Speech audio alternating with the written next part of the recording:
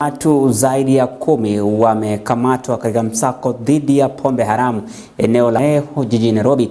Amesema kuwa operesheni hiyo itaendelea hadi pale watafanikiwa kuondoa kero la pombe haramu viungani mwa mji wa Nairobi. Kisang ametaja kuwa operesheni hiyo imefanikishwa na taarifa kutoka kwa umma pamoja na ushirikiano wa maafisa wa polisi starehe kwa kunaswa kwa pombe hiyo haramu na kuonya wauzaji kutojihusisha na biashara hiyo haramu. We carried out this operation today in the morning because it was a kind of intelligence led. We've been doing this all over, but today we became successful because we use our teams to find out the ground before we came here, and we became successful because of we did it with a lot of intelligence and at the right time. We were here, the team was here before 5 in the morning, and that's why we are successful. And I want to send a very stern warning to everyone within Simbindi. We don't have any place for this kind of a business. Anything illegal, illicit brew, second generation alcohol, we have no space whatsoever for such kind of a business, and this must go as a warning to everyone who is practicing this or maybe planning to practice. We don't have any space for them. Na kwingineko, tukisonga mbele na taarifa zingine ya mtazamaji, ni kwamba waziri wa mambo ya ndani Profesa Kithure Kindiki amesema kuwa hatua zilizotolewa na serikali wiki iliyopita za kukabiliana na pombe haramu, dawa za kulevya na utumizi wa dawa hizo hazijabadilika na haziwezi kujadiliwa. Akizungumza baada ya kufanya mkutano na watengenezaji wa vileo humu nchini vya kizazi cha pili ambazo leseni zao zilisitishwa kwa siku 21 ili kupisha uhakiki wao, Kindiki aliwaambia watengenezaji hao wa vileo hivyo kuhakikisha wanazingatia maagizo kabla ya kuanza tena biashara hiyo, na huku katibu wa baraza la mawaziri akikataa pendekezo la watengenezaji kuwapa miezi 6 kuzoea hatua mpya. Wauzaji pia walilalamikia kile walichokitaja hasara kubwa iliyosababishwa na agizo hilo. Kwa upande wao, washikadau katika biashara hiyo wameomba serikali kuendesha operesheni hiyo bila ubaguzi. As you are aware, on Wednesday last week, 6th of March 2024, the government announced 25 major policy and administrative steps that require to be taken to tackle the problem that we are having of proliferation of illicit and substandard alcoholic drinks, many of them toxic and poisonous that have led to the deaths of our people, and also the problem of narcotic drugs and psychotropic substances. We therefore thought we needed the input of the affected farms and businesses. They have all turned up in large numbers. They are in total support of the vetting process because they believe that there could be players within the industry who are undermining the good work that a few who are in that business could be doing. Unlike previous measures which have been taken in this area, this matter is devoid of any other consideration except national security and public safety. Therefore, we are very aware that these decisions and these measures must be implemented and enforced. All the relevant agencies have been directed to make sure that this operation and the measures are in place. Already we have closed 40% of premises ambayo haziuzi hizo pombe, lakini the nature of the things, hata hapa kuna kanisa, the nature of things hapa kuna nini shule. I would want to urge serikali ya leo na CS Kindiki, nimesema tunakusupport, but let us do a proper inspection. Tuache kutuma watu tu, wewe funga, wewe enda nyumbani. This matter that we are looking at is a serious threat to our national security. And unless we collectively, firmly reign on this matter, Kenya's future and the sustainability of this country in the description which it is known is going to be altered drastically 10, 20, 30 years from now unless we stop this thing. The measures are irreversible and non-negotiable because of national. Mtazamaji, huyu ni Waziri Kindiki akizungumzia kuhusiana vita dhidi ya pombe haramu na matumizi ya madawa za kulevya. Na tukiachana na hayo, ni katika hatua za kutatua mizozo ya ardhi humu nchini, Waziri wa Ardhi Alice Wahome amesema kuwa atahakikisha ametatua mzozo wa ardhi katika eneo la Nairobi West baina ya Al-Buraq na watumishi wa umma kwa kipindi cha wiki 3 zijazo ili kuondoa tofauti hizo. Wahome amewahimiza wahusika kushirikiana na wizara yake kwa kusalimisha hati miliki zao za zamani ndani ya wiki 3 ili kupisha zoezi la kutoa hati miliki upya kwa wamiliki halisi wa ardhi eneo la magharibi mwa jiji la Nairobi na kote nchini. When I asked my officers why we have taken so long, one of the reasons I was given, the challenges, is that people take their time or they take long, and other members do not want to surrender their titles because they are not confident, I suppose, that their titles will be rectified and they will get back rectified titles. What we carry today, within 3 weeks, we shall finalize our corrections and our work and return them to you through the office of the Chief Land Registrar. Na mtazamaji, tukisonga mbele na taarifa zingine ambazo tumekuandalia ni kwamba visa vya vifo vya kina mama wajawazito wanapoenda kujifungua na watoto wachanga kaunti ya Bungoma vimeorodheshwa kwa idadi ya juu zaidi. Mbinu mbalimbali ikiwemo upangaji uzazi zikitakiwa kutumika ili kupunguza maafa hayo. Duncan Koba anatuarifu zaidi. Kama mojawapo ya kukabiliana na vifo vya akina mama na watoto wachanga katika kaunti ya Bungoma, ni lazima wakazi wakumbatie upangaji uzazi, ndiposa masuala mengine ya kudhibiti visa hivyo yafuate. Women and children are suffering. They are dying from needless deaths that could be avoided. The first way to avoid those needless deaths is family planning. One thing that any country can do to see growth, economic growth, is population control. Haya ni kwa mjibu wa waziri wa afya katika kaunti ya Bungoma, Daktari Andrew Wamalwa, anayesema kuwa idadi hii ni kubwa kwa vifo vya watoto wanaozaliwa na pana haja ya kudhibiti hilo. Wamalwa alizungumza haya wakati wa hafla ya mwisho ya mradi wa afya kwa akina mama na watoto wachanga uliokuwa ukiendeshwa na shirika la E4E Mamae katika kaunti ya Bungoma. For the short time that we have been with this organization, we have seen enormous and tremendous developments within our healthcare system, and want to hope that the skills and the knowledge that they have impacted among the healthcare staff is going to last long, and to ensure that we're able to carry on even with or without more partner support. Mkurugenzi wa E4E Mamae eneo la Afrika Mashariki na Kati pamoja na Kusini mwa Afrika, Kenneth Masharia, anasema kuwa mabadiliko ya hali ya anga imeathiri pakubwa masuala ya afya duniani na pana haja ya kubadilisha mbinu na ajenda za afya kwa wananchi. Part of the learning that we are taking here, we want to take it forward. We want to speak to our different clients and look at different ways of working. And not the national government, actually even the county government, there's a whole discussion around digitization of health. Now these are areas that we're really looking at, issues of climate and health. I'm sure you're grappling with those same issues in terms of the impact that climate change has had on health. Those are areas that we're really building into.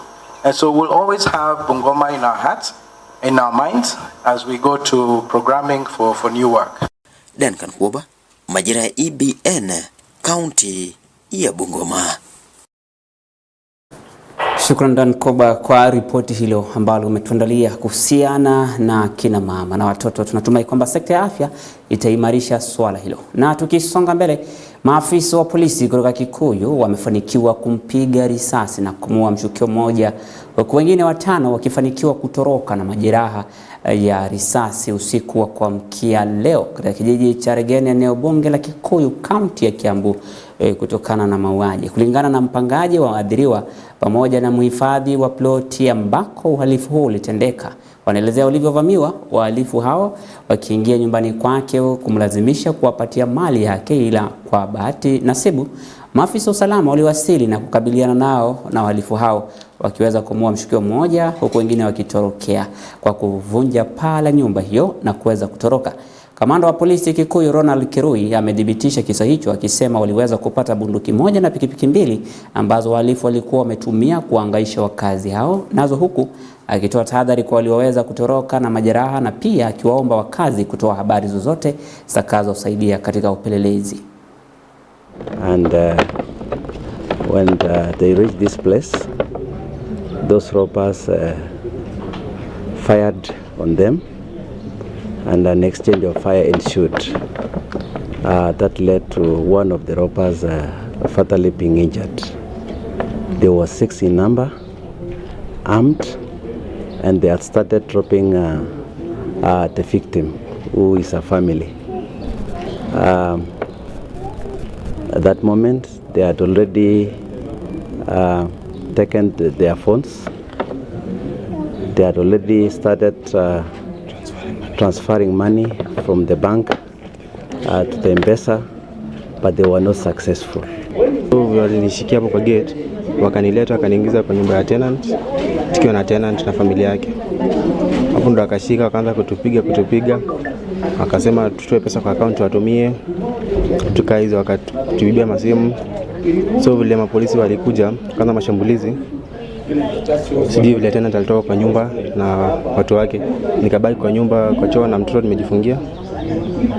So mwizi mmoja alikuja akanipata kwa choo, akaanza kunipigia kwa choo, akataka kuchukua mtoto, lakini nilikuwa na mtoto. So yesterday we had a robbery at my place. I was accosted with robbers while entering my home. So apparently when I got to the gate, there was a vehicle that was trailing me behind. So immediately the gate was opened. So the robbers managed to enter the gate as I was parking. So they clobbered the caretaker, brought the caretaker to my home, and I really had the worst 15 minutes of my lifetime. So they terrorized us inside. There were around 6 guys, and I really appreciate the response that we had from our police. Na kwingineko, katika juhudi za kusambaza umeme ili kuwafikia wakazi huko kaunti ya Busia, zaidi ya familia 600 katika kaunti ya Busia zinatarajiwa kunufaika na mradi wa usambazaji umeme katika maeneo na vitongoji wenye kaunti nzima ya Busia. Mradi huu ambao ni kwa ushirikiano kati ya serikali ya kaunti ya Busia na shirika la kusambaza umeme mashinani REREC utagharimu shilingi milioni 75, huku kaunti ya Busia ikitarajiwa kuchangia zaidi ya shilingi milioni 40 ili kufanikisha mradi huo ambao umekuwa kiu kwa wakazi wengi kwa ukosefu wa umeme maeneo ambayo yaliyosahulika kwa muda mrefu. We are going to reach almost 657 households throughout the county, and we are grateful about that. We still have got a lot of areas to cover. We are also grateful to the national government and through yourselves for the other project worth around 360 million that is also happening this financial year. So if you just combine these two alone, that gives us almost 430 million shillings project of electrification that we will be doing, because a country cannot develop when we don't have power. And it must be a collaborative effort. As REREC, we previously used to receive the Exchequer funds to undertake electrification projects, but the corporation came up with a program that now collaborates with the county governments and the constituencies to where we match funds so that we can accelerate the electrification in the country. And therefore, Busia has come forth with a budget of 40 million, where we are matching the same 35 million. Therefore, we shall be undertaking projects worth 75 million. We've had other counties who have come forth in the matching fund program. We have the Kiambu County, we have the Uasin Gishu, we have Makueni and other counties that have come forth. And therefore, that is where, as REREC, we are here to launch these projects, as we undertake also other national government projects that REREC is doing in the county of Busia, worth around 360 million, where we shall work together with the county government. Na kwingineko, baadhi ya wazee na wakazi wa kaunti Isiolo wamefanya ukaguzi wa miradi iliyosisiwa na serikali ya kaunti hiyo ili kutaka kujua kauli ya kamati ya utumizi wa fedha za umma katika bunge la seneti kwamba miradi hiyo imekwama ilikuwa ya ukweli au la. Wanachama wa kamati ya utumizi wa fedha wa seneti wakiongozwa na Seneta Moses Kajwang' wametoa taarifa ikishtumu serikali ya kaunti kwa utumizi mbaya wa fedha na kutokamilika kwa miradi iliyokusudiwa kukamilika. Viongozi wa kaunti hiyo walitofautiana na ripoti hilo licha ya baadhi ya miradi mbalimbali ikiwemo makafani ya hospitali ya rufaa ya Isiolo na miradi mbalimbali kukwama, jambo limelemaza shughuli za kaunti.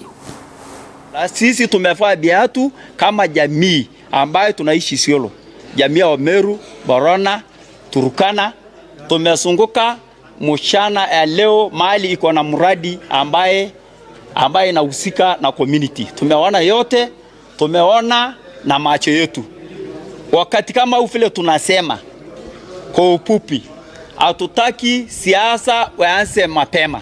Tumeona kazi ya gavana yetu Guyo ambaye ni ya miaka moja ile imefanyika. Na tunaambia hao maseneta ambayo walitumwa kuona mambo ya Isiolo, sisi wakaaji ya Isiolo tumejionea yale ambayo gavana amefanya kwa hiyo mwaka moja. Kwa hivyo msi mzuri mkuje mletwe muangalie msunguki ambaye mahali ambaye haionekani na mahali ambaye umeonekana. Sisi kama leo Council of the Elders tumeona ni ajabu sana kwa mwaka moja, na bado hii miaka 4 ikifikisha miaka 5 sisi tutaona mbali. We were shocked, tukasema ni vizuri hata wananchi ambao sisi tunanufaika na miradi hii tuweze kuiona. Tumeanzia mochare. Kweli ni kwamba mochare yetu iko na mashini 4. Ni kweli 3 ni mbaya, lakini moja inafanya ambayo inasaidia kushikilia, kwa sababu the tendering tumeiona imefunguliwa na already the process inaendelea ya kurekebisha mazindisho zingine. Na kwingineko, tukisonga mbele, kulikuwa na kisanga katika eneo la Tarasa katika eneo bunge la Tana Delta, kaunti ya Tana River, wakati mwanaume mlevi alipojaribu kutatiza uwekaji msingi wa ujenzi wa kituo cha polisi katika eneo hilo. Inadaiwa kuwa mwanaume huyo alifahamika kama Gideon Koroso. Alianza kupiga kelele akitoka kwenye kichaka kilicho karibu, huku akikosoa hatua ya ujenzi wa kituo hicho cha polisi cha Tarasa kilichopendekezwa. Hafla hiyo ilihudhuriwa na kamishna mpya wa kaunti David Koskei akiandamana na kamanda wa polisi wa kaunti Ali Ndiema na mbunge wa Garissa Ali Wario. Mbunge wa Garissa Ali Wario aliwashukuru wakazi wa Tarasa kwa mchango mkubwa wa ekari 10 kwa ajili ya ujenzi wa kituo hicho cha Tarasa, wakurugenzi wa ranchi ya Wachu kwa kuchanga ekari 50 kwa ajili ya ujenzi huo wa makao makuu ya kaunti ndogo. Neto Gideon John Koroso. Ndani ya nyumba. Hapa niko nyumbani. Na shaka mimi napika pingu. Hakuna ngine napika pingu, napika mimi pingu. Sasa bondini. Kutoka shamba. Na kitana kuuliza kwamba kulikuwa kunaendelea nini? Ambao wako wamekaribiana na hii project. Kazi pamoja na hizo contract ambazo tutapewa. Na kwa sababu hii headquarter imekuja order, tunajua manufaa mengi yatakuja. Ya kwanza ni haya ya kazi, hizi kazi ndogo ndogo za kujenga hapa.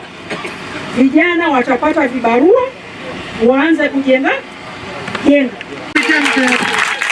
Hii station mheshimiwa, kama itakuwa within 3 months vile unasema, then itakuwa imepatia sisi momentum mzuri sana ya usalama ile, kwa sababu Tana Delta ndio imekuwa na picha mbaya sana katika Tana River mzima. Kwa hivyo tukimaliza story ya Tana Delta, wacha ibaki madogo kidogo na bura huko, hakuna wasiwasi. Na mtazamaji, tukisonga na taarifa zingine, katika mpaka wa Uganda na Kenya, masorvea wamezuru eneo hilo ambalo limeshuhudiwa vita dhidi ya mipaka hiyo miwili, Lokiriama, Loima na Lomokori, ambayo ni maeneo ya mipakani. Wamesema ni hatua ya kudhibiti mipaka, wakitaja nia ya kuimarisha biashara katika mataifa hayo mawili. Viongozi wa mataifa mawili wakiongozwa na gavana wa Turkana Jeremiah Lomurkai, viongozi wa ngazi za juu na masorvea wamewarai wakazi kujumuika katika zoezi nzima la kudhibiti mipaka hiyo ili kutoa suluhu la mipaka na kuweka vikingi miongoni mwa mipaka hiyo ili kuimarisha uhusiano mwema na kurejesha amani ambayo imekuwa kiu kwa wakazi wa mipaka hiyo. Mambo ya boundaries yatatatuliwa once and for all. Ni ili kuhakikisha kwamba zile beacons ambazo wezi ambao walikuwa nafikiria kule ndani kulikuwa na mambo ya mercury, kulikuwa na diamond ama mambo mengine, hawatapata nafasi kwa sababu za replacement ambayo itafanywa katika hizo beacons itakuwa ni ile permanent. And we have agreed with the two communities, Ugandan people, Kenya people, each to give 10 to provide labor for that so that they own the project. We re-established this boundary pillar which have been vandalized because they were established in 1962.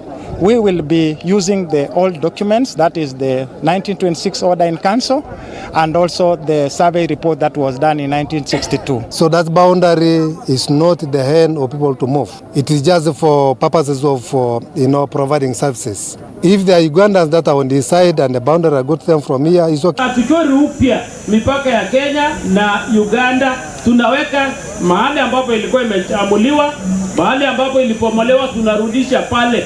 Kama tutaongeza kidogo, lakini kwa ile border hakuna kitu kipya inafanywa. After we are done with the pillars, I kindly urge the residents to take care of those pillars so that they don't destroy them. Like the one that were constructed by the colonialists. So we will urge them, we will talk to them so that they take care of the pillars so that our border stays.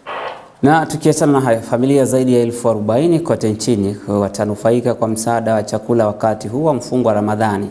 Hii ni baada ya kampuni ya Bulk Stream na Jaffa Foundation kuja pamoja na kuandaa vyakula mbalimbali ili kuwafikia walengwa kote nchini. Akiongea na wanahabari, naibu mkurugenzi wa kampuni hiyo Solomon Odengo amesema ni muhimu kuweza kuwasaidia wahitaji hususan kipindi hiki cha mfungo, kwani familia nyingi hushindwa kupata chakula hata baada ya kufunga, huku akiziomba kampuni mbalimbali kusaidia wasiojiweza, kwani si wote chakula hicho kitaweza kuwafikia kote nchini. Kwa upande wake Yusuf Jiva kutoka wakufu wa Jaffa amesema zoezi hilo litasaidia pakubwa katika kipindi hiki cha Ramadhani.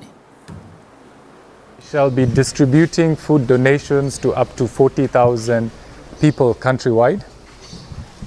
We are hoping and praying that this humble gesture will go a long way to alleviate and cushion very many needing Kenyans during this tough economic time. We are extending obviously our effort of compassion and solidarity in keeping up with this holy month of Ramadan. We ask in all humility that all organizations and any individual at large to do their part in giving during this time, because it's only when we do collectively our efforts together is when we can make a change. The annual Ramzan food distribution organized by Bulk Stream and Jaffa Foundation aims to provide essential food items to the economically challenged family spanning from Mombasa to Tana River to Lamu to Masai Land to northeastern Taita and parts of Nairobi. Leaves and dates and cooking oil. The Ramzan food distribution program makes a significant impact on the lives of those in need. It not only ensures the families to have food on their tables, but also brings hope and relief during a time that is meant for reflection, gratitude, generosity. Na kwingineko, Waziri Mkuu wa Haiti Ariel Henry ametangaza kujiuzuru kama mkuu wa taifa hilo la Caribbean. Haya ni kwa mujibu wa mwenyekiti wa kundi la nchi za Caribbean. Kujiuzulu kwake kunafuata wiki za shinikizo za kumtaka yeye kujiuzulu na kuongezeka kwa ghasia nchini humo. Ariel Henry mwenye umri wa miaka 74 ambaye alisomea udaktari wa upasuaji wa ubongo alichukua jukumu hilo tangu mwaka 2021 baada ya mauaji ya rais wa taifa hilo. Henry alisafiri hadi Kenya mwishoni mwa mwezi uliopita ili kupata uongozi wake wa ujumbe wa kimataifa usalama unaoungwa mkono na Umoja wa Mataifa kusaidia polisi kupambana na magenge ya wahalifu wenye silaha. Lakini ongezeko kubwa la ghasia katika mji mkuu wa Port-au-Prince wakati wa kutokuwepo kwake lilimfanya kukwama nchini Marekani, eneo la Puerto Rico. Maafisa wa kanda wamekuwa katika mazungumzo yanayohusisha wanachama wa vyama vya siasa vya Haiti. sekta binafsi, mashirika ya kiraia na makundi ya kidini yenye lengo la kuanzisha baraza la mpito litakalofungua njia kuelekea uchaguzi wa kwanza tangu mwaka 2016.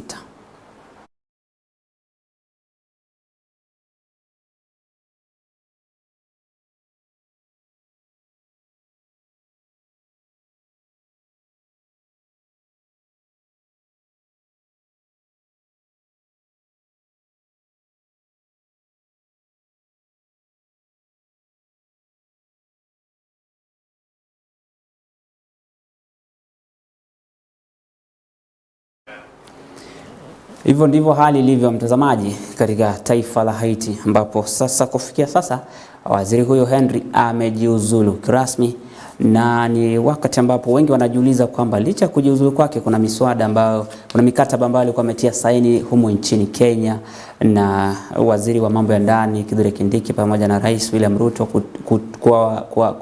kuwarai ili kutoa maafisa wa polisi kuweza kuwasaidia maafisa wa polisi wa Haiti ili kukabiliana na genge hilo ambalo linajihami kwa silaha. Na tukisonga mbele, baraza kuu la makanisa nchini Kenya NCCK sasa linataka serikali ya kitaifa kuyashughulikia masuala mbalimbali kuhusiana na gharama ya maisha ambayo ndio sababu kuu ambayo imechangia. Ripoti ya NADCO ambayo iliyotolewa ilitajwa kwamba ni vyema iweze kuangazia masuala ya kuhusiana na masuala ya gharama ya juu ya maisha humu nchini ambayo imewakandamiza wa Kenya kwa masaibu ambayo wameyapata na kuadhirika zaidi miongoni ama mikononi mwa polisi na wale waliokamatwa kutokana na hatua ya kuandamana. Aidha, walikemea wanasiasa kwa kuwasahau waadhiriwa wa maandamano hayo. Askofu Otieno alitoa wito kwa viongozi wa kidini nchini kuzungumza kwa ujasiri kuhusu masuala ya kijamii yanayoathiri nchi na kwa vyovyote vile ili waweze kuepukana kwenda kulala na kulalia kwa serikali, kwani hilo litaleta maangamizi kwa taifa.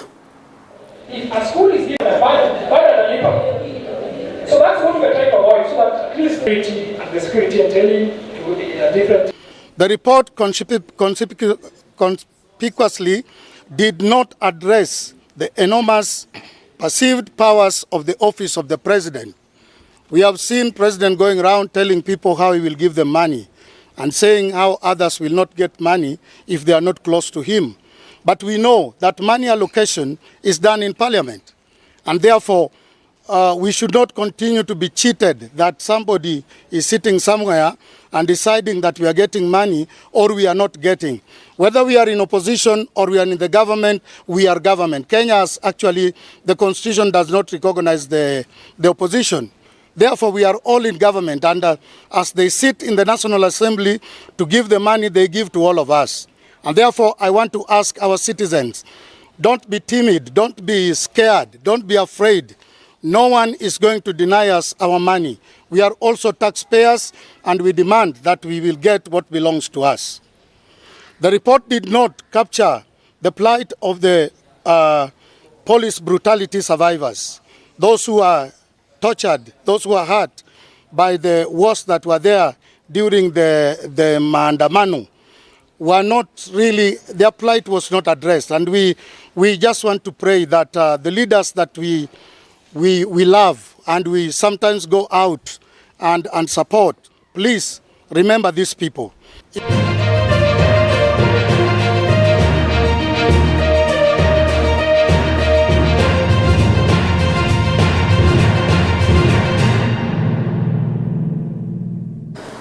Na mtazamaji, katika michezo ni kwamba michezo ya mhula wa kwanza katika shule za upili eneo la magharibi mwa Kenya zinapokelewa awamu ya kwanza kwenye kanda kwenye majina mapya shule pinzani kwenye mashindano hayo makali.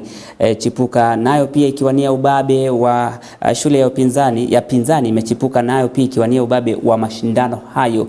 Hata hivyo, Duncan Koba amekuwa viwanjani kutuweza kutuletea taarifa hii kwa kina kuhusiana na michezo ambayo imeandaliwa ya shule za upili huko magharibi mwa Kenya. Hebu tutazame. Mashindano ya muhula wa kwanza baina ya shule za upili eneo la magharibi yameingia kitengo cha kanda, ambapo shule kutoka kaunti 4 za magharibi ikiwa ni Bungoma, Kakamega, Vihiga na Busia zikiwa tayari na wawakilishi wao kwenye vitengo tofauti. Aidha, majina mapya yakionekana kwenye jedwali, huku miamba wa zamani baadhi yao wakikosekana. Viwango vimekuwa vya hali ya juu. Katika baadhi ya sehemu mabingwa wengi wamebadiliwa, tumeona majina mapya, lakini katika baadhi ya sehemu pia mabingwa wamebaki.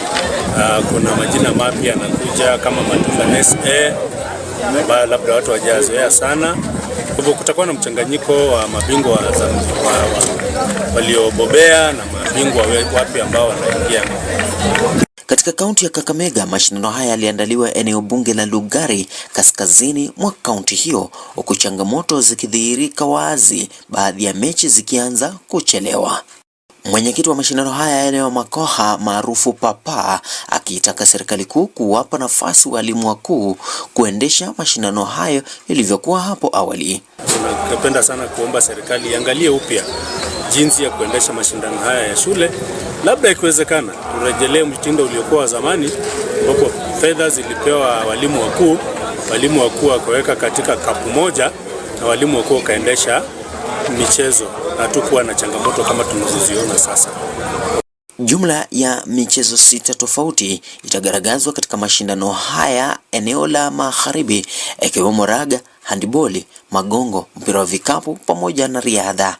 Zaidi ya timu 50 zitashiriki, wenyeji wa makala haya wakiwa kaunti ya Vihiga. Kila mchezo tunafuzisha timu 2 kuelekea katika kiwango cha region ambapo tutakuwa na mashindano haya kule Vihiga, hususan Nyamori, Tigoi na Chavakali.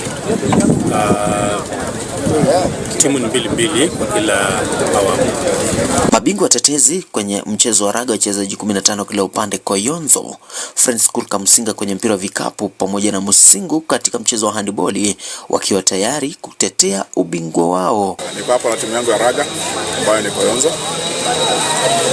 Ikumbuke kwamba ni mabingwa watetezi. Kiwango cha ushindani kilikuwa cha juu. Wasimu wetu ni wale ambao tumenyana nao kwenye finali, yani wale Barbarians na Gahari. Lakini pia vijana wameambia kwamba watafanya vizuri, na kwa hivyo tunatarajia ushindi mkubwa. Limbukeni, Chebuyusi, Shitari, Musali, Kimobo pamoja na Toroso wakiwa ange kuwateteresha kuanzia mwezi Machi tarehe 20 hadi 23. Duncan Kuba, EBN Michezo.